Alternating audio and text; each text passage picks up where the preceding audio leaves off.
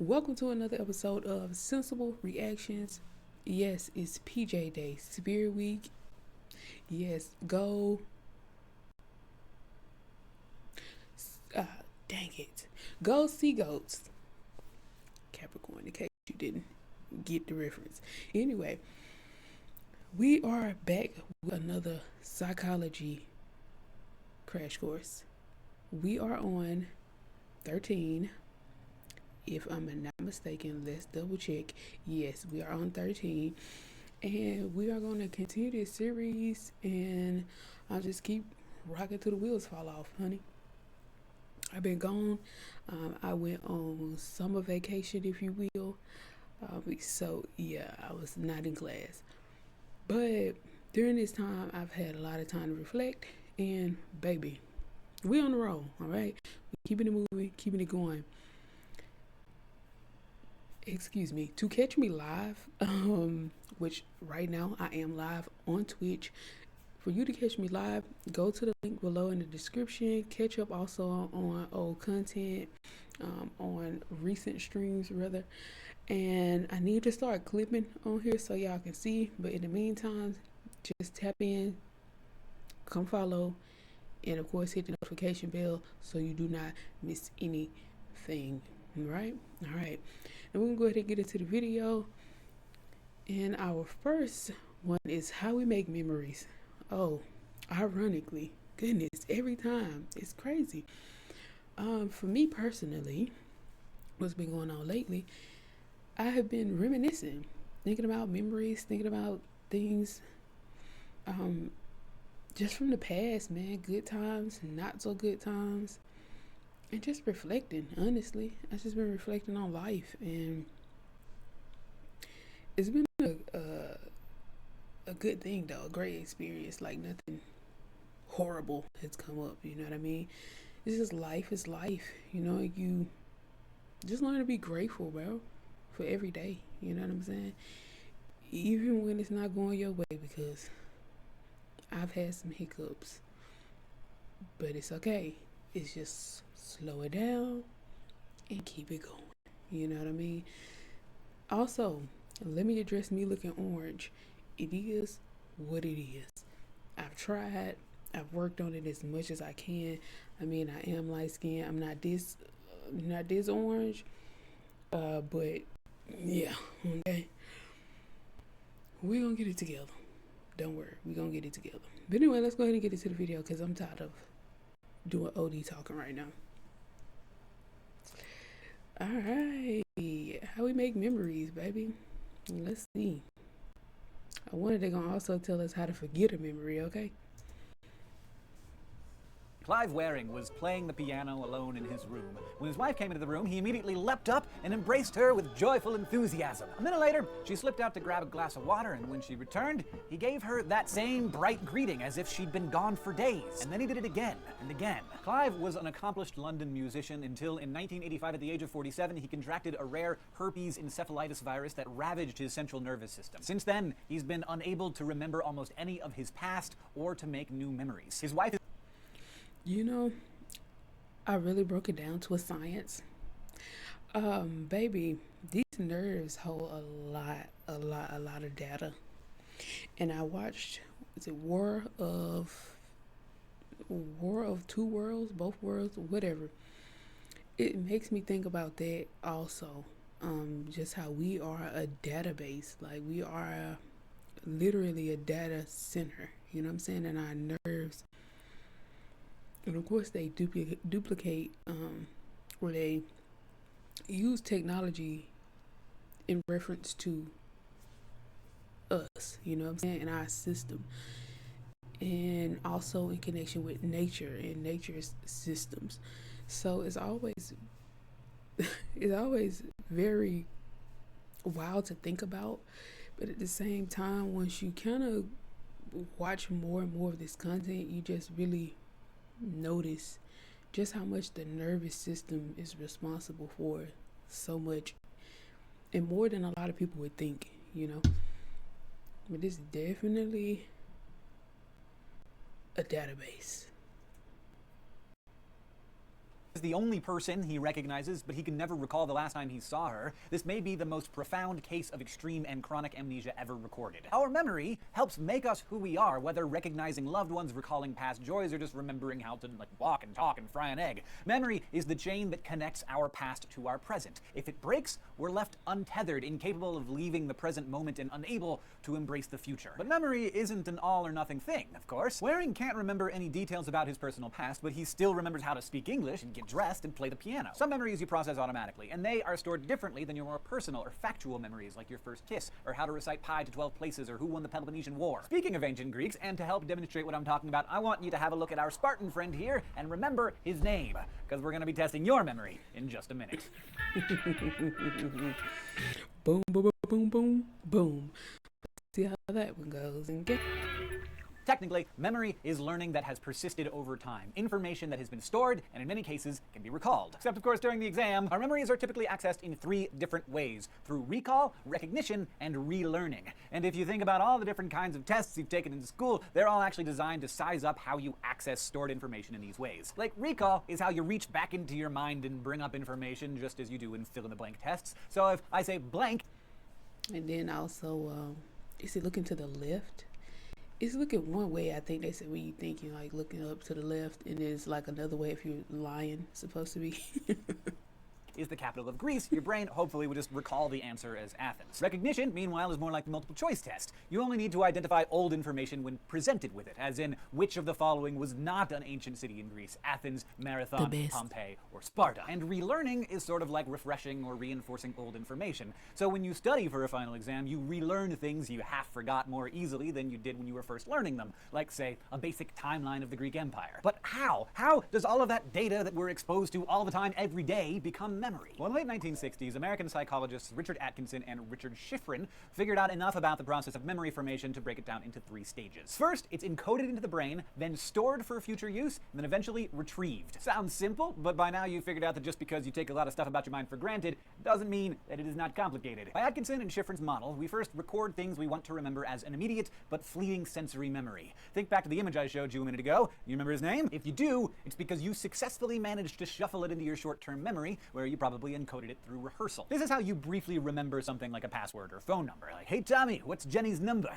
Okay, 867-5309. 867-5309. 867-5309. You're getting it in your head there. Or in this case, I told you to remember that guy's name. Maybe you were thinking Leonidas repeatedly over and over, even if you didn't think you were doing it. But this information really only stays in your short-term memory for under 30 seconds without a lot of rehearsal. So if you weren't repeating Leonidas, you probably have forgotten it already. Because your mind, amazing as it is, can really only hold between 4 and 7 distinct bits of information at a time, at which point the memory either decays or it gets transferred into long-term memory. Long-term memory is your brain's durable and ridiculously spacious storage unit holding all of your knowledge, skills, and experiences. Now, since the days of Atkinson and Schifrin, so really quick, because because I've been looking into getting a PC.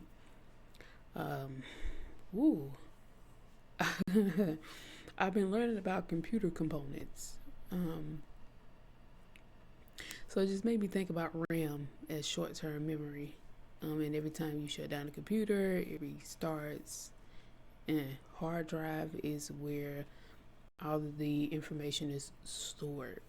And shout out to the person who I was watching, because he used the reference of like a workshop. So workshop as in like a woodworking shop where you have all of your tools. Instead of you trying to carry everything, you only take what's needed, what you'll be using continuously in your little tool bag, as I do. And he explained the shop is the hard drive, or the SSD, and the RAM, or memory as it's called, is your tool bag. So that definitely helps with remembering also what components and how it functions. So it's just funny how the connection occurs. Psychologists have recognized that the classical definition of short-term memory didn't really capture all of the processes involved in the transfer of information to your long-term memory. I mean, it's more than being able to just remember some Greek guy's name. So later generations of psychologists revisited the whole idea of short-term memory and updated it to the more comprehensive concept of working memory. Working memory involves all the ways that we take short-term information and stash it in our long-term stores. And increasingly, we think of it as involving both explicit and implicit processes. When we store information consciously and actively, that's an explicit process. We make the most of this aspect of working memory when we study, for instance, so that we can know that Athens is the capital of Greece and that Pompeii was a Roman town and not a Greek one. This is how we capture facts and knowledge that we think we're going to need. Like I told you specifically to remember Leonidas's name, you concentrated on that detail and filed it away, if briefly. But of course, we're not conscious of every tiny thing that we take in, yet our working memory often transfers stuff we're not aware of to long-term storage. And that is what becomes subconscious, and why you also store things that you like, where did this even come from? Where you sitting somewhere randomly, you had this random thought about something, you like, where did I even see that at? Where did this even come from? What's the purpose of this even coming up right now? Dang it, I was gonna say something about something else, but it tickled me when we had the little thing pop up in the back. Oh, so now when he was talking about in one of the previous episodes in regards to and he was talking about parts of the brain and how you store music, like where music is stored. And if there's anything, and I might have said this, and I think I did, if there's anything I wish that I can get out of my system and out of my memory, it would be songs, honestly. If I knew how to delete or forget a song, I'll be so glad, because, and it may be because so naturally connected to music. I'm a little songbird. It kind of makes it a lot more difficult. But songs that no longer resonate with my spirit in like my present day, and I hear it somewhere and it's just like there, and I'm just like, oh my God. And I know these different platforms like TikTok and even with YouTube and all other social media platforms where you hear music, it don't help. It doesn't help at all. You know what I'm saying? With being able to forget, because it's so much repetition. That's what I did not like about TikTok. You would hear this same song and you see these same exact dance moves time after time after time after time after time again. And it gets so annoying when people have their phone up to the loudest goddamn on mother freak on, because I'm that passionate about it. The highest goddamn on freaking volume, man, playing this over and over. And I'm like, I see how things get embedded into people's brains, but we don't use that same thing to our advantage. You know what I mean? When it comes to trying to remember real important information. And that's what we go wrong, girl. Storage. We call that an implicit process, the kind you don't have to actively concentrate.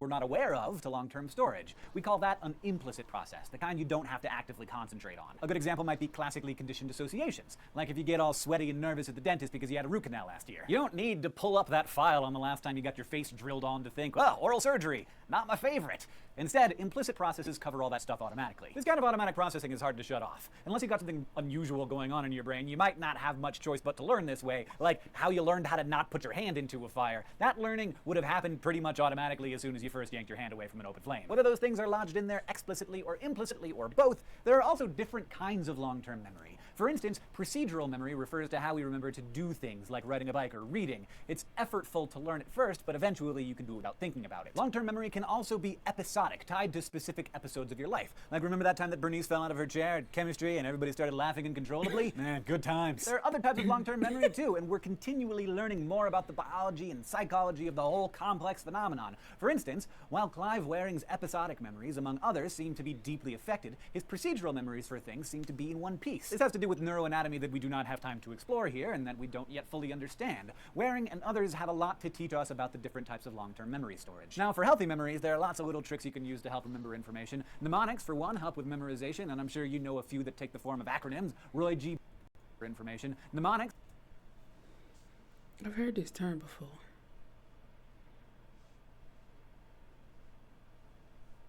Oh. for one, help with memorization, and I'm sure you know a few that take the form of acronyms. Roy G. Biv for the colors of the rainbow, for instance. Mnemonics work in part by organizing items into familiar, manageable units in a process called chunking. For example, I never heard of that. it may be hard to recall For a the 7-digit colors? number, but it'll be easier to commit to memory in the rhythm of a phone number, 867-5309. Or you could just write a song about it. Strategies like mnemonics and chunking can help you with explicit processes Long about it. Of course, it works for me. Definitely can definitely be a thing. but how well you retain your data can depend on how deep you dig through the different levels of processing. Shallow processing, for instance, lets you encode information on really basic auditory or visual levels based on the sound, structure, or appearance of a word. So if you're trying to commit the name Leonidas to your explicit memory using shallow processing, you might encode the word by recalling the cool font you saw it in. But to really retain that information, you want to activate your deep processing, which encodes semantically based on actual meaning associated with the word. In this case, you might remember the story of that mega tough yet very scantily clad warrior of ancient Greece. Or you might remember that Leon means lion in Greek, and that lions are tough fighters, and that Leonidas was a tough Spartan. Association? Yes, goodness. That used to help me in school. That right there definitely helped me. That's why I said multiple choice, because a lot of times it's like, dang, if I don't remember exactly, it's like as soon as I see it, I got it, because I'm definitely visual, and also just association, because visual is association also. So yeah, that definitely helps. Context clues, if you will. Warrior King. And then to really make it stick, you want to connect it to something meaningful or related to your own personal emotional experience. Like maybe Gerard Butler's bronzed APAC torso and unconquerable bloodlust helped lock down the word Spartan and Leonidas in your memory forever. I mean, maybe, if that helps you. In the end, how much information you encode and remember depends on both the time you took to learn it and how you made it personally relevant to you. Memory is extremely powerful. It's constantly shaping and reshaping your brain, your life, and your identity. Clive Waring is still himself on the outside, but in his inability to recall who he was or process what has happened, he has lost some critically important part of himself. Our memories may haunt us or sustain us, but either way, they define us. Without them, we are left to wander alone in the dark. If you were committing this lesson to memory, you learned about how All right, so now it's making me just think about how I have become very tapped in with these songs. And a lot of times the songs that I didn't replay over and over again, other people did, so it's like out of my control. It's like out of my control. And you just hear it, and when you have that, now it's making more sense. The association of a certain emotion behind hearing it, like, I'm sick of hearing this. It makes it even worse. So maybe I just gotta disconnect my association with this song and my emotions that are also attached to it. Spiritual work, baby. Spiritual work. Anyway, definitely I appreciate y'all for coming through. Definitely, if you will, go back and watch. If you've missed anything, go back and watch the previous videos, and also check out some of my Good Day Talks, because really good conversations. If you are here on Twitch, definitely make sure you go back and watch my recent streams, because valuable information, okay? Valuable information. And just good conversation, to be honest. So tap in. I'll catch y'all on okay. I'll catch y'all on the next. I had to check some. I'll catch y'all on the next video, and we rolling on to the next. Oh, also, thank you for all the people that's been continuously supporting me, liking, and the people who comment. I'm so grateful. Thank you. All right, have a good one.